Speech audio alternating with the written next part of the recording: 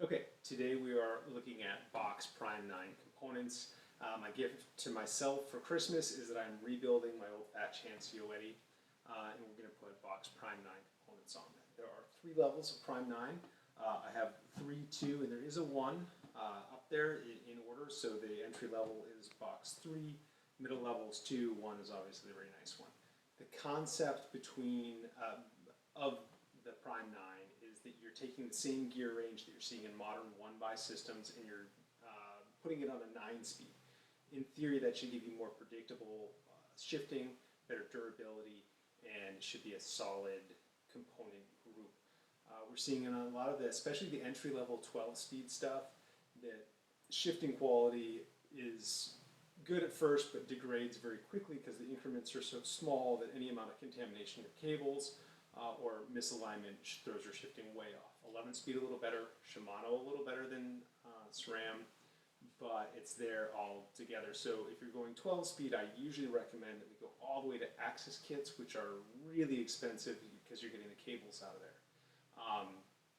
But you're looking at over $1,000 for an upgrade kit, whereas the Box 3 group is about $200.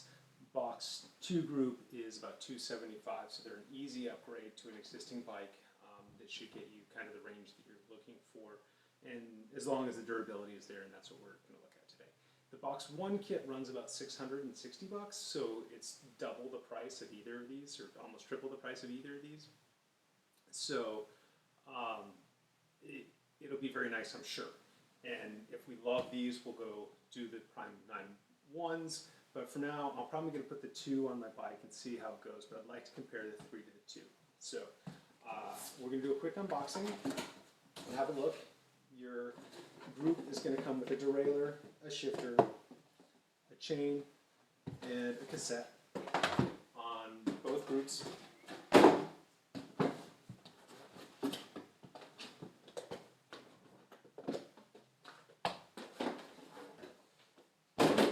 And so we'll start with the derailleurs. Well, actually, let's start with the chains because these are easy. I'm pretty sure they're using the same chain. They claim there's a difference. If we put them on the scale, they both come up at the exact same weight. So there may be a different coating or something. Who knows? The chain is not your important part. As we go to derailleurs, on the Box 2 derailleur, we'll start there. Weighing in at 282 grams, and we can compare that to the Box 3, and the Box 3 comes in at 343. So you've got a nice little weight savings there. We can do all that math later. I can't do it in my head, but we had 343 versus 282. And there we go. So we know that the 2 is lighter. We expected that. In terms of the actual derailleurs themselves, they both look pretty well made. There's a cable routing difference. In the 3, we're actually routing up here through a pivot and back, where the 2 is using a more direct cable routing. It should mean a little bit, similar cable housing, but I'm not sure why they did the difference, but there's a difference there. We're looking at a little larger pulley wheel, lower pulley wheel on the 2,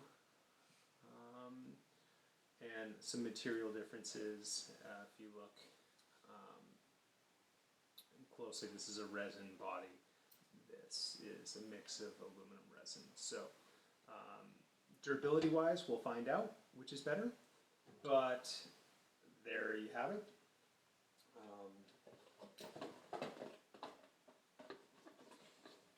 So we'll set those aside.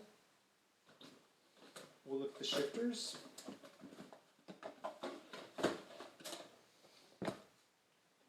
Box 3 shifter. We're going to weigh it to be even. We just both of them with a cable. We are going at 120 grams for the 3.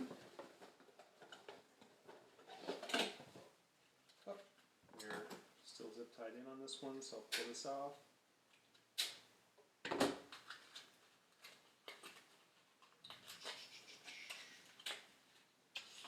Okay, so we're at 120 grams versus 134 grams for the box 2. Oddly enough, the box 2, which is the nicer one, is a little bit heavier, so that's interesting. But if you look at the two, I hope these work really well because they look a little bit like bulky and a little bit, I'm not sure I'm a huge fan just looking at them. Hopefully when they're on the bar, they'll be a little bit better. This is 2 thumb levers, both below, so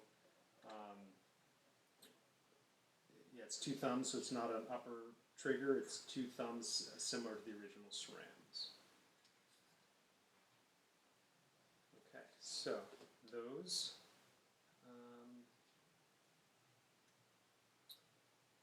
Nice thing on the box 2 is that they have a pivot clamp so that you can put that on without taking your grips off. This one will have to slide on the bar. But they do look like they have the same mount as the SRAM, so you might actually be able to, well, nope, a little bit different. So I guess you wouldn't be able to use a matchmaker or anything on that. You're going to have to use these clamps. So there they are. Surprising, the 3 is a little bit heavier, or 2 is a little bit heavier than the 3. Maybe I got my cables off. Let me double check my weights. 134. And 122. So yeah, still the box 3 is a little bit lighter. I'm going to guess that this has got a little more metal, a little more sturdy made. This is probably a little more plasticky, which saves you weight, but probably going to create durabilities down the road. We will find out as we run these tests. So let's put those away and let's look at the cassettes. The cassettes are what I'm really kind of curious to look at. And the question that I couldn't find as I was looking at these, or the answer to this, is they're 9-speed, but are they wider? And do you need a 10-speed free hub body to go into them? They do fit on a Shimano free hub body. But the question is, do we need the wider, or can we use an old 9-speed free hub? So we'll pull this apart. Start with the 2.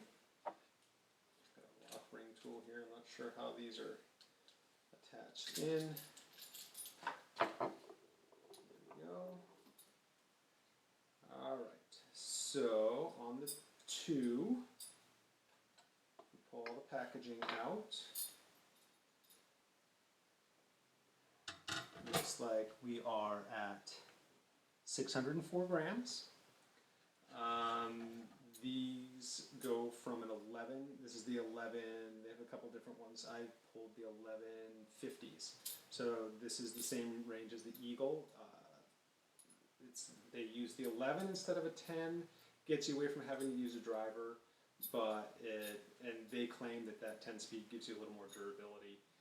It's a dual purpose there. So the first 1, 2, 3, 4, 5 are individual cogs, and the last 4 are on a spider. So we'll set that one down, and we will look at the 3.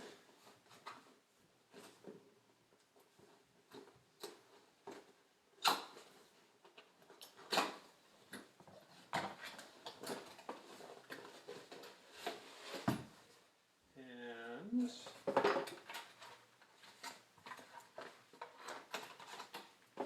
we will pull the 3 here. Again, need a little tool to get the packaging undone.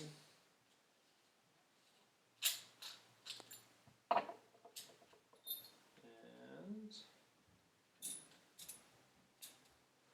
all right. Oop. There we go.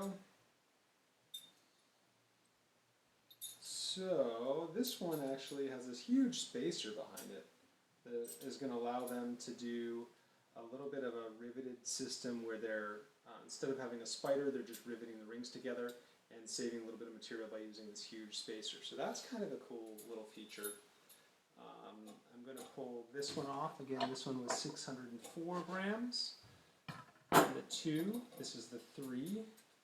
And including the spacer and all the cogs, again, this is an 1150. Make sure, oh no, wait, this is the 1140, is that a 48?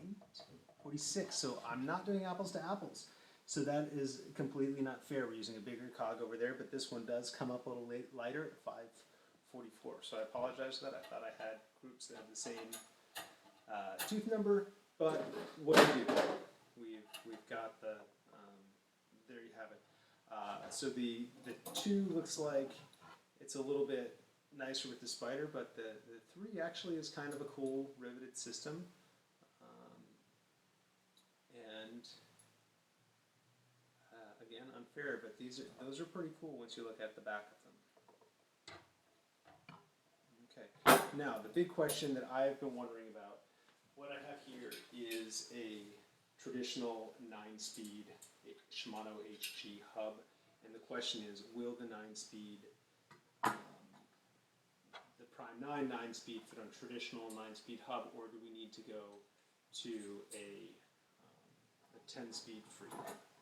So let's see if we can slide all this on. They do give you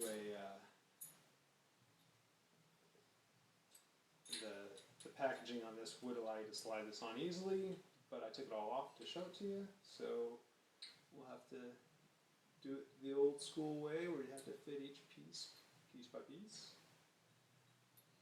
Maybe.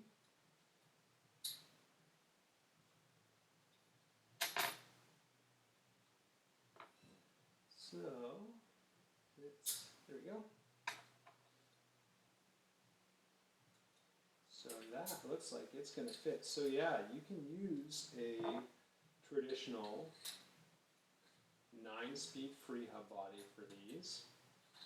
I'm just going to finger tighten that, but it's enough to grip. So we can use the traditional 9-speed, set ourselves up, and go. So this would be a fun kit to see. Like I said, that's sort of the first out of the box of the Box Prime 9, 2, and 3. We will put a couple hundred miles on it. We'll check back in, see how they go. See y'all in a couple hundred miles.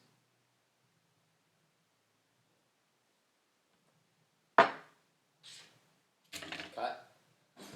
Yeah. Perfect. Beautiful. My nose was aching the entire time. Oh, that feels good.